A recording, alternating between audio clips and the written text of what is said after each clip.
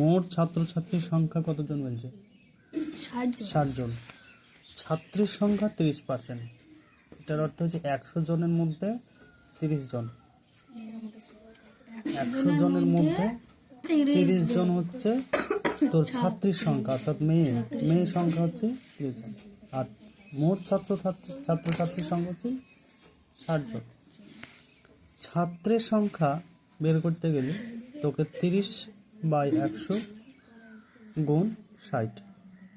এবার তুই এটা কাটাকাটি করলি, এই 0 0 কাটলি, 0 0 কেটে দিলি, তাহলে পড়ে থাকছে 3 আর 6, 3 6 18 জন। এবার 60 জনের ভিতরে 18 জন ছাত্রী বেরিয়ে গেলি, বাদ দিয়ে দিলাম আমি 42 জন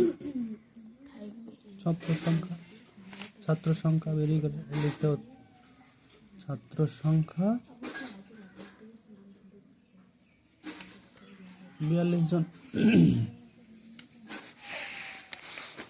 বুঝতে পারছিস?